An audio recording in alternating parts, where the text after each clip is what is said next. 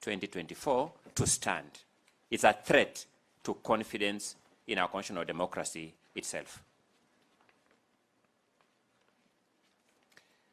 Allow me just to reiterate one question that has bothered me, and my learned senior colleague, Senior Counsel Paul Mwite, has touched on it. On 17th of October 2024, when you go through the Hansards of the Senate that I will draw your attention to in a short while, the Speaker of the Senate delivered a communication from the chair, an actual ruling, which informed the members that the first petitioner was in fact indisposed and not available to be heard as guaranteed by law.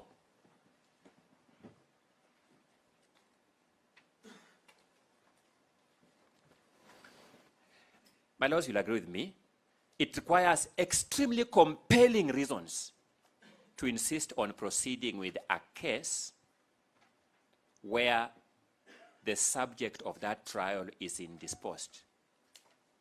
It must be exceptionally compelling reasons, not just reasons.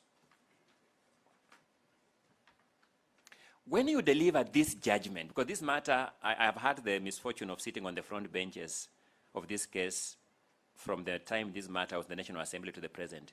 This question has disturbed me as a role player in the justice, law and order sector.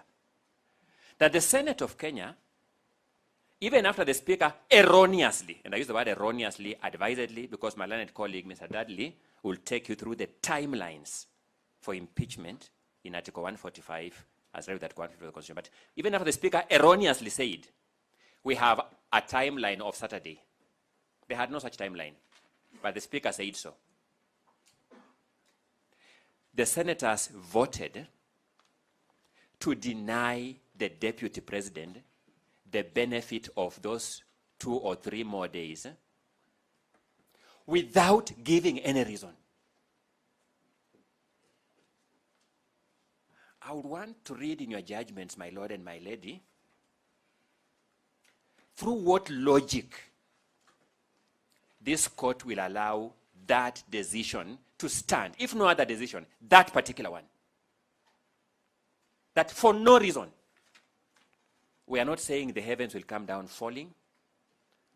We are not saying the country will be subject to any external attack. We are not saying there is any constitutional imperative that compels us to do it tonight. No reason.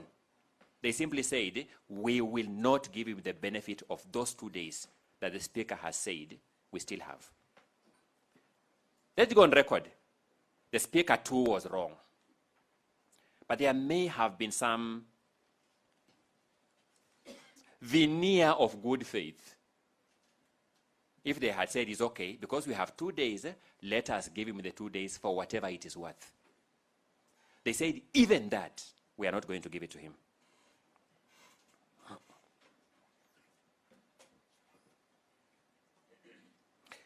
On the threshold questions, the matters that I'm specifically tasked to bring to your lordship's, ladyship's attention are the following. Number 1,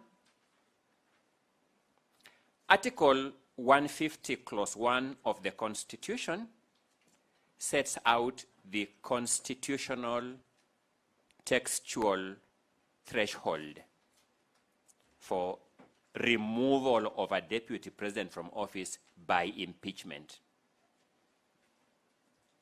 And it says is on the grounds of gross violation of a provision of the Constitution or any other laws.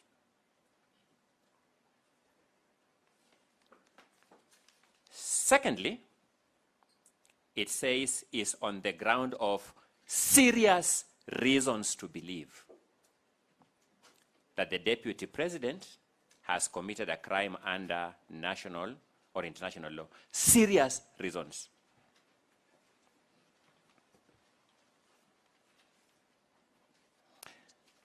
I'll be making out a simple case that the National Assembly really disappointed the country.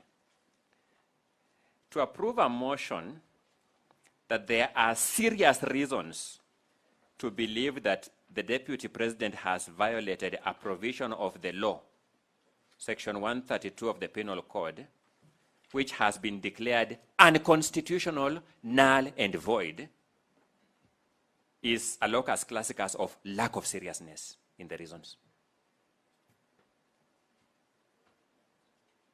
And thirdly, the standard of gross misconduct. Let's face it, my lords, my lady. The drafters of this constitution could as well characterize these wrongs as violation of the constitution, because that's also a wrong, or reason to believe that the DP has committed a crime, or misconduct. Those are wrongs. But they were particular to add these descriptive words, gross, to the violation, gross to the misconduct, and serious to the reasons. The conclusion I draw from this is that they set a very high threshold for removal of a deputy president from office.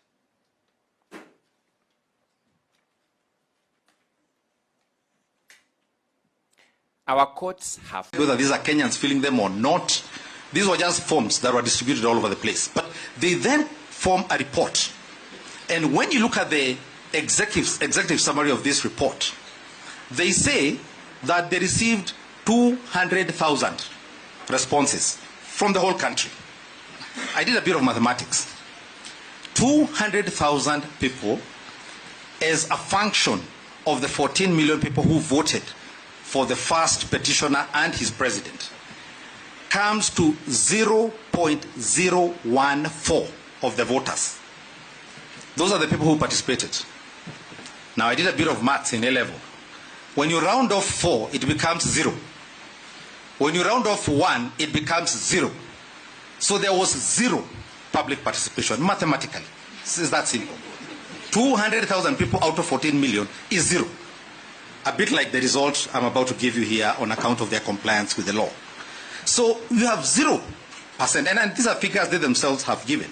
In the executive summary, they list 10 problems they had with this public participation. They say there was very poor turnout. In one case, I think it was somewhere in KU, 168% people turned out to give their opinion.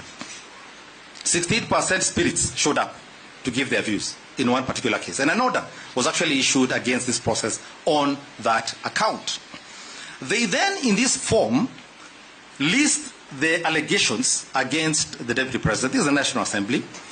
But then don't give the people what the Deputy President's responses are. And this is not an idle issue I am raising here, because, as I stated, and under the Fair Administrative Action Act, Section 5, they must give the public the opportunity to consider all relevant material. All relevant material cannot include the plaint, but not the defense. That was a fundamental dereliction under Article 50 and under the Fair Administrative Action Act. They then say, based on these forms of theirs, that from the entire country, all 50 million of us, they received 8 written memorandum. 8. There are 41 petitioners before you this morning. There are more petitioners here than the number of memorandum they received. 8 of them. 1 per province. Kenya used to have 8 provinces. So again, on average, we got 1 memorandum per province of Kenya. That is what we call insufficient, inadequate, unreasonable, unlawful, unconstitutional. One of the other criteria the court is to look into is, and I think I should point out at this